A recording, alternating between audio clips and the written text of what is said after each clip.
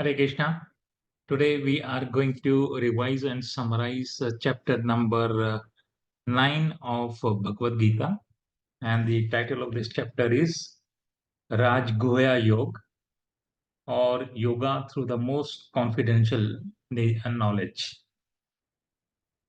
And before we do that, let's do some Guru Vandana.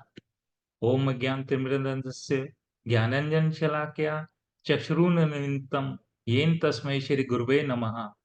जय श्री कृष्ण चैतन्य प्रभु नित्यानंद श्री अद्वैत गदाधर शिवासादि गौर भक्त वृंदा हरे कृष्णा कृष्णा कृष्णा हरे हरे हरे राम राम राम हरे हरे। सर्वप्रथम मेरे दीक्षा गुरु श्री भक्ति वेदांत नारायण महाराज जी की जय। तत्पश्चात गैलेक्सी ऑफ मेरे शिक्षा गुरु सबको मेरा दंडवत प्रणाम। तत्पश्चात सभी वैष्णवों को मेरा दंडवत प्रणाम। तत्पश्चात उन सबको मेरा दंडवत प्रणाम जो इस रिकॉर्डिंग को और इस वीडियो को बाद में सुनेंगे या देखेंगे। तो let's start with chapter number 9 in detail, but before we start that, let's see the relationship of chapter 9 and chapter 8.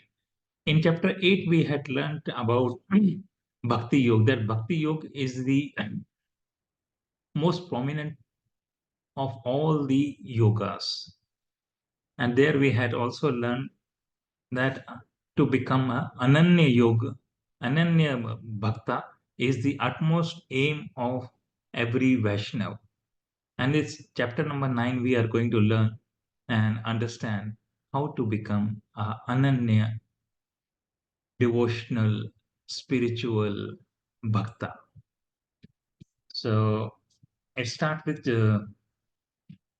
Krishna Bhagwan Ji telling to Arjuna that I'm going to share with you the most confidential of all the knowledges, and sharing this will lead you to the devotional steps, and thereafter you will not need to know anything else. And I am telling you this thing because you are my friend and you are my devotee also, and you do not have any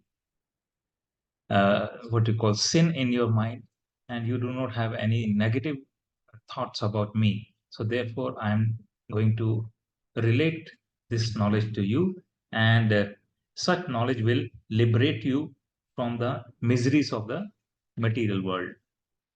And in the next shlok, Kishan Bhavan ji tells and glorifies the purpose of this knowledge, that it is king of all the knowledges, and it is a monarch of all confidential topics. It is extremely pure and can be directly realized. This transcendental wisdom is consonant with the principle of dharma. It is comprehended without difficulty and is eternal. Raj Vidya Rajguhyam Pavitram Idam Utmam Pratyakshavagavam Dharmyam Sukham Susukham Kartum Avavyam. So this is the king of all knowledges, and this very transcendental wisdom is consonant with the principles of dharma. It is comprehended without any difficulty, and it is eternal, and it's very joyfully performed. And then Bhagwan Ji further says, so the people who are unfaithful, who do not believe in this knowledge, who are faithless, who have no faith in this dharma of devotional service to Krishna Bhagwan Ji, they do not attain Krishna Bhagwan, and they wander in this path of birth and death, and this will continue for time immemorial. Any number of births, etc., it will continue and continue because they do not have any faith in Krishna Bhagwan Ji. Then going further, now in shlok number 4 to 6, Krishna Bhagwan Ji talks about his opulences, his relationship with the universe, and his relationship with the living beings. And there he mentions the whole universe is pervaded by my form, which is beyond material sense perception. all living beings are situated in me, but I am not in them. Okay. And then further he says, all that is created also does not actually exist in me. Beyond my supernatural mystic opulence, although I support and maintain the entire cosmic excellence, I myself am not situated within it. In the first shlok, in shlok number 4, he says, all this material cosmic world is in me. And then he subsequently says that I am not in them, which is also true because Krishna Bhagwanji lives in Vaikuntha Dham and he is doing his leelas over there. But due to his external potency, everything, all material manifestations are within him. And then, since he's doing activities, he's looking after the entire world, whatever is happening, and he says that will bind him in Karma Yoga. He says, no, I am away from all this. And he gives an analogy, he gives an comparison of how he is not attached with the material world. He gives the example of the sky and the air. And we all know that the wind, the wind rests upwards towards the sky, but it is not part of the sky. Sky and the wind are two different things. So that is the analogy or comparison Kishan Bhagwanji gives, that I am not part of this material world. Although this material world is in me, but I am disassociated with them. I am living in Vaikuntha Dham. And then going further, from shlok number 7 to 10, he gives the example of the universe, that it is manifested by Krishna Bhagwanji and then it is also destroyed by Krishna Bhagwanji after the appropriate time has come. And there we have the day and night of Brahma. During the time the day starts in Brahma's life, all the living beings are manifested, they are created. And when Brahma's night comes, all the living beings, they are eloped, they vanish.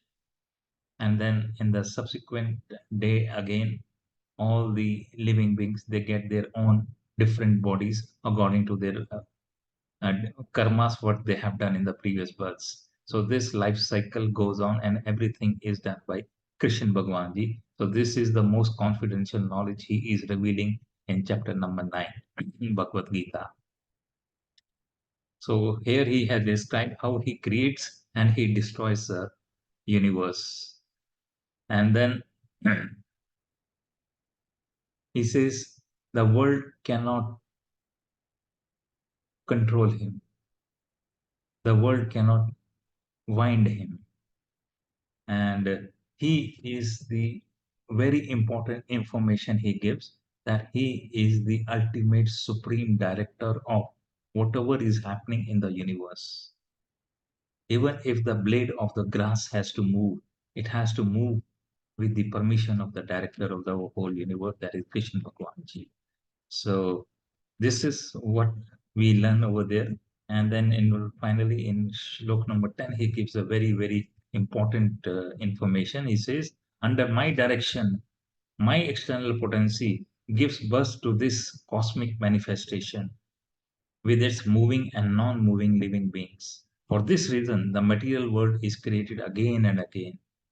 He is the creator and he is the director of the whole universe. So now from shlok number 11 to 25, now he is going to talk about the non-worshipping and the demigods. So there are people who do not worship Krishna Bhagwanji, but there are people who worship Bhagwanji, and there are people who worship demigods. So what is the relation between these aspect of the people who worship and who do not worship? So here he says in shlok number 11 that there are fools people who think that Krishna Bhagwan ji, whenever he takes the form of an ordinary living being, that he is an ordinary person. They do not realize that he is the supreme power. And these people he has termed as fools, unintelligent, and they are unaware of supreme nature of the Lord of all living beings. And then further he says, the hopes of such bewildered person for liberation, material gain, and the culture of knowledge all go in vain. Thus, with their minds distracted, they adopt the nature of the deluded, ignorant, and passionate. As we all know, there are three gunas: goodness, passion, and ignorance. So, such people, such fools who do not believe in Krishna Bhagwan ji, who believe that whenever he is born as a human being like Krishna Bhagwan or Balram or Ram as human being, they are ordinary people. Such people, they are ignorant, in the mode of ignorant, and they are in the mode of passionate. And then further, he says in shlok number 13, the great souls, however, but apart from these fools, there are also great devotees who believe in Krishna Bhagwan ji. So he mentions something about such people who are devotees who believe in Krishna Bhagwan ji. He says, the great souls, however, having taken shelter of my divine nature, know me to be the original and imperishable cause of all beings. They constantly engage in worship of me with their minds fixed exclusively in me. And what do these people do? The people who believe in Krishna Bhagwan ji, here he says, Satantam कीर्तन्ते ma yatantasya दृढ़व्रता नमस्तस्ते च मम भक्त्या nitya yukta upasate. These people constantly chant the glories of my names, qualities, form, and pastimes, endeavoring with determined vows and offering obeisances with devotion. They engage in my worship, remaining always connected with me. So that is the description he says about the devotees. And then further he says, there are others. Now he gives the example of three types of people that generally exist. And according to their faith, what do they worship? And he explains this in shlok number 15. And this, he says, there are three types of gyanis. The one type of gyani, they engage in sacrifices or yajna by cultivating knowledge. Some people worship Krishna Bhagwan ji with a conception of oneness, and some with duality. The Krishna Bhagwan ji is different and the living beings are different. And some believe that the living beings themselves are Brahma. They are the supreme. They do not believe in duality. And then there are some other people who, Gyanis, who worship the demigods, and they also worship the universal form of the Krishna Bhagwan ji. So to repeat, there are three types of Gyanis. One type of people who believe in oneness of Bhagwan ji or in Brahma. They do not believe that Krishna Bhagwan ji and living beings are different. They believe that we are Brahma, we are all powerful, we are a oneness, monistic faith they have. They are the generally the Mayavadis. Then there are dualities, and then the people who believe in demigods, and then there are people who believe in the universal form of the Krishna Bhagwan ji. Now, from shlok number 16 to 19, Krishna Bhagwan ji mentions about the universal form of Krishna Bhagwan ji. So he says, O Arjun, I am the Vedic rituals such as Agni Ostama. I am the Smarta Yagnas such as the Vashadeva. I am Shrad, the obligation of grain made to the forefathers, Shrad, as we all know. I am the potency of the healing herb, the mantra, the ghee, the fire, and I am Homa or Yagna. I am the mother, the father, the maintainer, and grandsire of the universe. I am the object of knowledge and the purifier. I am the syllable Om, and I am also the Rig Ved, Yajurved, and Samved. I am destiny in the form of the fruit of karma, the sustainer, the Lord, the witness, the abode, the refuge, and the dearest well wishing friend. I am the creation, the dissolution, the basis, the foundation, the resting place and eternal cause, or the inexhaustible seat. I give heat and I withhold and release the rain. I am immortality and I am death personified. I am the cause of everything and also the effect, and I am both spirit and the matter. So, this is where he has described his universal form, that he is everything. He is the ultimate controller. He is the doer of everything. So, this is from Shlok number 16 to 19. So, and in Shlok number 20 to 25, he describes about the demigods, Devi Devtas. So, there are other types of Gyanis who believe and worship the demigods, which is not favorable, though they get whatever desire they have because the devtas are pleased with them, and the devtas they get all the boons what they want to give to their devotees, and they take it from Krishna Bhagwanji. But this is all temporary. They certainly reach higher planets, swarg tak pahunchte hain, but it's all temporary. Whenever their good deeds are over, they are again sent back from the swarg lok or higher planets to the prithvi lok, to the earth. They do not remain there permanently. So that is the disadvantage of worshipping demigods. Though temporarily all the desires and the wishes will be fulfilled, but it is of not permanent nature.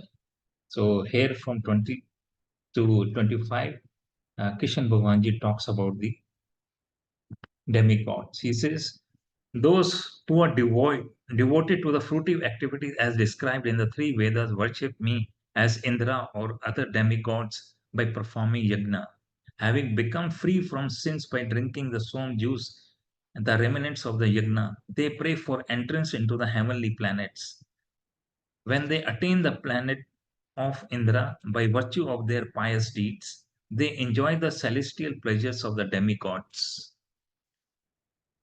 When their pious merit is exhausted, they again fall into the mortal world. पृथ्वी लोक पे वापस आ जाते हैं.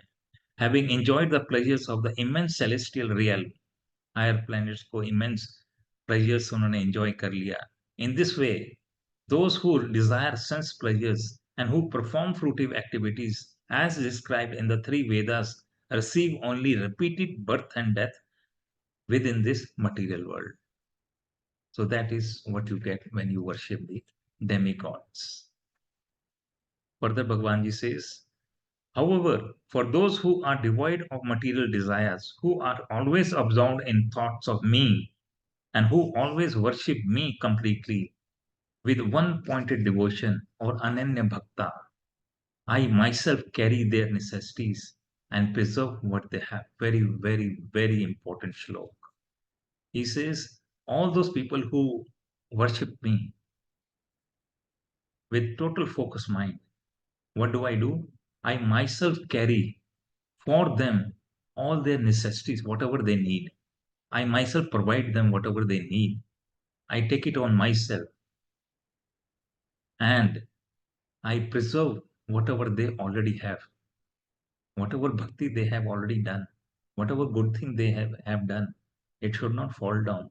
I ensure that these are things are preserved. And whatever necessities they need, all those people who are worshipping me with the one full faith, I ensure that all their necessities are taken care of. So, ladies and gentlemen, that is shlok number 22 of chapter number 9. So, just to keep that in mind, Bhagwanji provides all the necessities to his devotees and he preserves whatever they already have, whatever good things they already have. Going further, in shlok number 23 of chapter number 9 of Bhagavad Gita, he says, those who worship other demigods with faith actually worship me alone.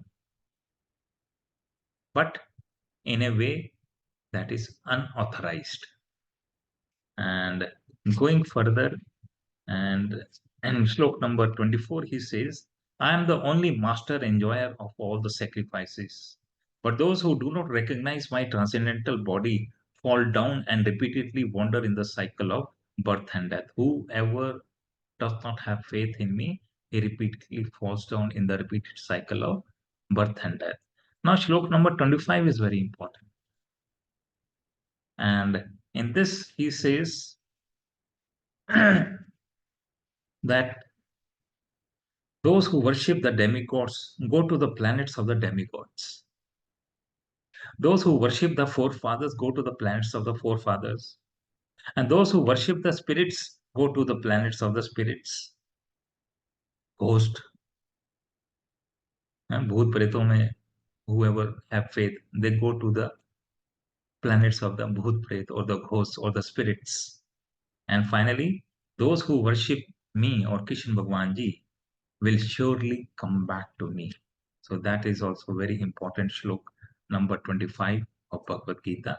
I repeat, those who worship the demigods go to the planets of the demigods. उनके देवी देवताओं के planets में जाते हैं.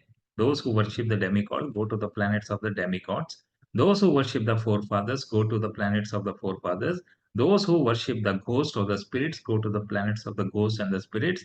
And finally, those who worship me will surely come back to me.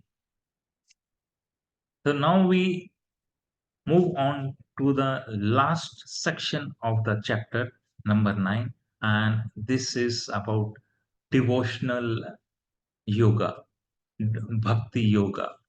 Very, very important. How to do Ananya Bhakti and how to do devotion to Bhagwan Ji. And he says it's very, very simple. All those people who do uh, uh, uh, worship me with love and devotion, what do I do? I accept. I accept all that they can offer to me, even if it is very, very low thing or very, very commonly available.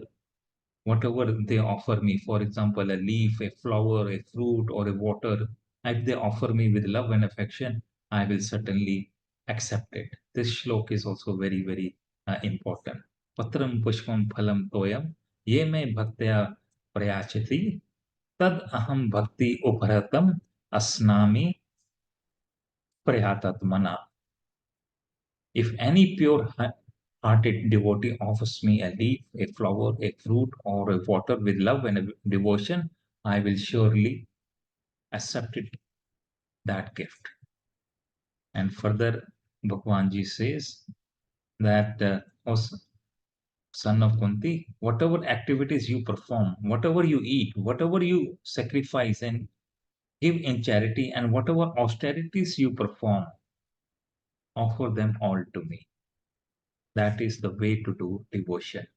He is teaching Arjuna how to do bhakti, how to do full devotion with love and affection. What you do, that it is little above Nishkam Karma Yoga, right? It's above Nishkam Karma Yoga, and he says, whatever activities you perform, whatever you eat, whatever you sacrifice and give in charity, and whatever austerities you perform, offer them all to me. That is Ananya Bhakti. And you will certainly achieve me. And then going further in Shlok number 28, he says, this way you will be free from all the bondage. He says, in this way you will be freed from the bondage of the auspicious and inauspicious result of karma. Being thus blessed with the yoga of renunciation by offering me all the results of your actions, you will become distinguished even among the liberated souls and you will attain me. Just whatever you do it keeping me in mind, and you will certainly achieve me. And you will also be a distinguished among all the liberated people. You will be in the front lines of all the liberated people. And now he says another very important aspect in favor of the devotees. He says in Shlok number 29 that I am equally poised to everybody. I do not distinguish or demarcate with human beings. But but I'm more inclined towards my devotees. He makes it very, very clear over there. He says, I'm equally disposed to all living beings and am neither inimical nor partial to anyone. But as those who serve me with devotion are attached to me, I too am bound by affection to them. I love my devotees. I'm inclined towards them. I'm what you call attached to them, and they are attached to me. And in Shlok number 30, he says, if a devotee who has been worshipping me somehow or the other does any negative work or any unacceptable work, he is still to be considered as a devotee. And I guarantee, he says, Bhagwanji says, I guarantee that I will bring him back into the right path. Don't worry about that. Maybe he has done some mistake. So here he says, even if a man of abominable character engages in ananya bhajan, exclusive devotion to me, he is still to be considered a sadhu because his intelligence is firmly fixed in bhakti to me. He may have done some temporarily some mistake. Kishan Bhagwanji says, I will bring him back to the path of devotion and bhakti. I assure you that. So he is still to be considered as a sadhu. And such people, he quickly becomes virtuous and attains eternal peace and boldly proclaim to the entire universe that Krishna Bhagwanji's devotees, they never perish. Because they are surrendered soul to Krishna Bhagwanji, and Krishna Bhagwanji says to Arjuna, go and tell to the whole universe that the people who are devotee and surrender to Krishna Bhagwanji, they are such devotees, they will never, never perish. No harm will come to them because they are under the protection of Krishna Bhagwanji.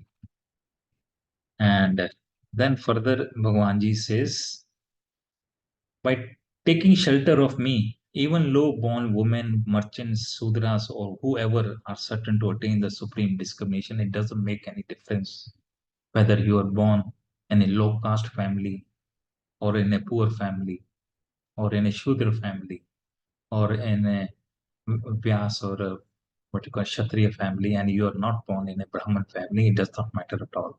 Whatever low class family you may be born, but if you are on the path of devotion, if you are on the path of bhakti, you will certainly achieve the Supreme Lord and you will reach his ultimate destination. But all those people, this is the second last shlok, shlok number 33, he says, without doubt, there can be no doubt about it that all the pious Brahmanas who are always engaged in pure action and devotee kings, they can achieve the supreme destination. There is no doubt about that. People who are pure and they are Brahmanas and even the high level of devotee kings, they will achieve the supreme destination because they are devotees, they are surrendered soul. There is no doubt about it. Therefore, he is advising to Arjun also, Krishan Bhagwanji. Therefore, having come to this temporary and miserable world, Arjun, you should engage yourself in performing bhajan of me. And how do you do that? Arjun will say, how do I do that? How do I do bhajan? How do I do Ananya Bhakti? Whatever you say, I accept it. But tell me the way. And in the last shlok of chapter 9, Bhagwanji says a very popular and famous statement, and which is a lesson for all of us, and we must imbibe by it, we must implement it in our life. And he says, मन मना भाव मन भक्तो मद याजी मम नमस्कारु मम एवयाशी युक्ता व्ययम आत्मानाम मत प्रयत्नः. He says, always absorb your mind in me, become my devotee, dedicate yourself to worship of me, and offer your obeisances to me. In this way, with mind and body fully devoted to me in my service, you will certainly achieve me. So, ladies and gentlemen, that is the last shlok of this chapter and very important. And to conclude, we must understand this shlok and make it as a part of our life. I repeat, मन मना भाव मद भक्तो मद याजी मम नमस्कारु मम अवैश्य ही yukta vyayam atmanam mat prayanaha. Meaning, always observe your mind in Krishna Bhagwan Ji, become Krishna Bhagwan Ji's devotee, dedicate yourself to the worship of Krishna Bhagwan Ji, and offer obeisances to Krishna Bhagwan Ji. In this way, with mind and body fully devoted to Krishna Bhagwan Ji and in his service, you will certainly achieve Krishna Bhagwan Ji. So, thank you very much for being with me. And that comes to the end of chapter number 9. We will now start with chapter number 10 and share the summary and the uh, revision of chapter 10 once again after we have gone shlok by shlok all the contents of chapter number 10. So thank you very much. Hare Krishna, Hare Krishna, Krishna Krishna, Hare Hare, Hare Ram, Ram Ram, Hare Hare.